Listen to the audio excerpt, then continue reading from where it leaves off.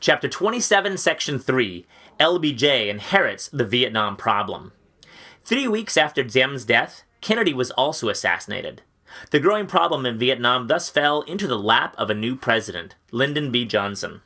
LBJ knew that Vietnam was a potential quagmire that could suck the United States into protracted conflict. But he also believed that the communists had to be stopped. In May 1964, he expressed his ambivalent feelings about Vietnam to an advisor. "I don't think it's worth fighting for," he said, "and I don't think we can get out." LBJ was first and foremost a politician. He knew how to get things done in Congress and how to win elections. During the 1964 campaign, his opponent, Barry Goldwater, insisted that the United States should take a more active role in the war. Johnson responded, "We are not about to send American boys 9 or 10,000 miles away from home to do what Asian boys ought to be doing for themselves." This moderate approach to Vietnam boosted LBJ's appeal to voters. Yet the president had already begun making plans to escalate or increase U.S. involvement in the war. In March 1964, he asked the military to begin planning for the bombing of North Vietnam. Gulf of Tonkin incident riles the U.S. For years, North Vietnam had been sending weapons and supplies south to the Viet Cong over the Ho Chi Minh Trail. This network of footpaths, roads, bridges, and tunnels passed through the mountainous terrain of eastern Laos and Cambodia.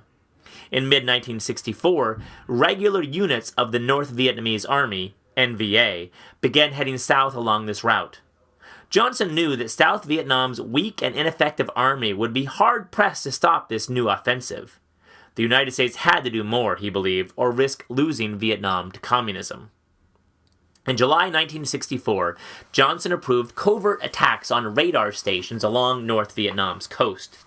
The CIA planned the operation, but South Vietnamese and speedboats carried out the raids. U.S. Navy warships used electronic surveillance or close observation to locate the radar sites. On August 2nd, in response to the raids, NVA patrol boats struck back. They fired machine guns and torpedoes at a U.S. destroyer in the Gulf of Tonkin off the coast of North Vietnam. The ship was not damaged. LBJ chose not to retaliate, but he sent a message to Hanoi warning the North Vietnamese government that further unprovoked attacks would bring grave consequences. On the night of August 4th, in a stormy weather in the Gulf of Tonkin, American sailors thought their destroyer was again under attack. They fired back, although they never saw any enemy boats. In fact, no attack had taken place. Back in Washington, D.C., officials quickly studied accounts of the incident. Based on erroneous evidence, these officials and the president concluded that a second attack had occurred. LBJ immediately ordered airstrikes against naval bases in North Vietnam.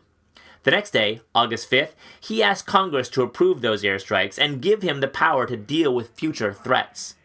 2 days later, Congress passed the Gulf of Tonkin Resolution.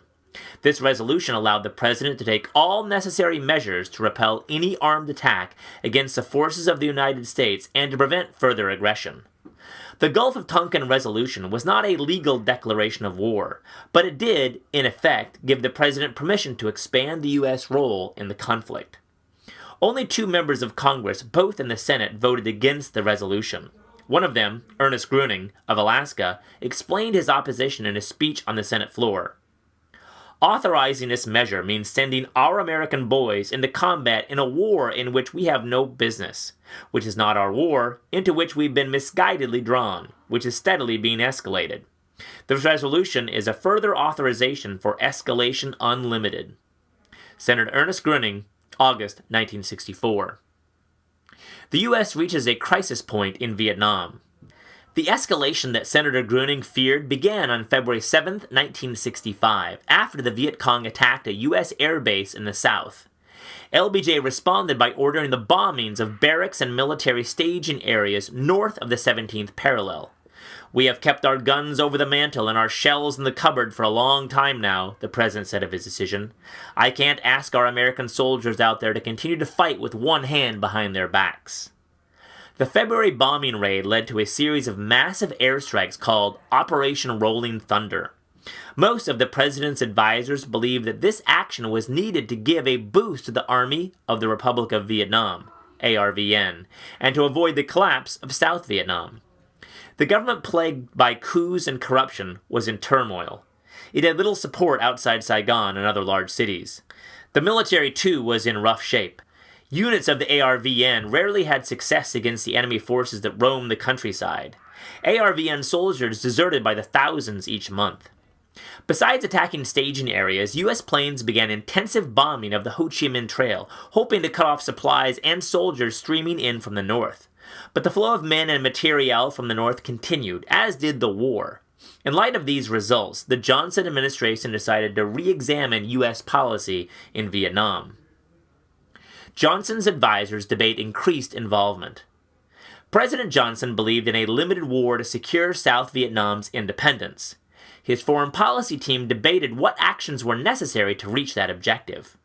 Most of LBJ's political advisors were hawks, people who favored expanding U.S. military involvement in Vietnam. In their eyes, the defense of Vietnam was crucial in the wider struggle to contain communism. In policy debates, the Hawks, a group that included Secretary of Defense Robert McNamara and Secretary of State Dean Rusk, along with top military leaders, argued in favor of escalating the war by introducing U.S. ground troops. One of their arguments had been heard many times before, the domino theory. The fall of Vietnam, they asserted, would trigger the collapse of Cambodia, Laos, and the rest of Southeast Asia. Under this scenario, communism would spread across the entire region and beyond. The Hawks also argued against a policy of appeasement.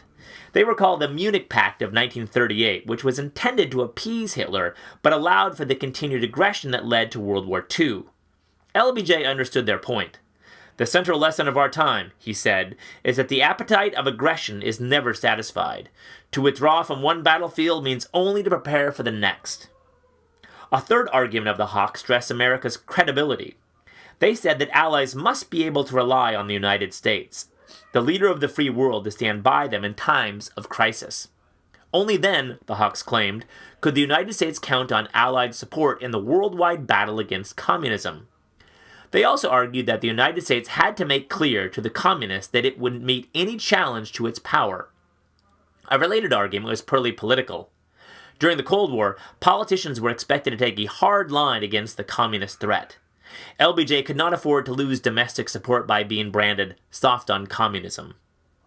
Not all of LBJ's advisors took such a hard line. Some, such as Undersecretary of State George Ball, were doves, advocates of a peaceful solution in Vietnam, through negotiations and compromise.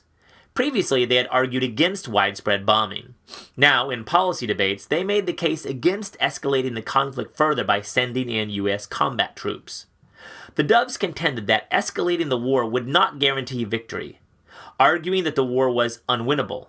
They pointed to the case of Korea, where U.S. troops had fought a costly war for 3 years but achieved little. Fighting a guerrilla war in the unfamiliar jungle terrain of Vietnam, the Doves predicted, would prove even more difficult and deadly. In addition, the expense of such a war would undermine LBJ's top priority, his Great Society programs.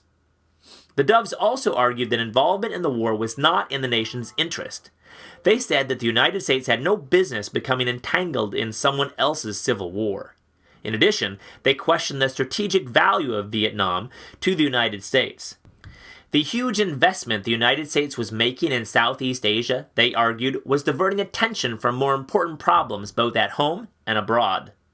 Furthermore, the Doves pointed out that direct U.S. involvement in Vietnam might draw China or even the Soviet Union into the conflict.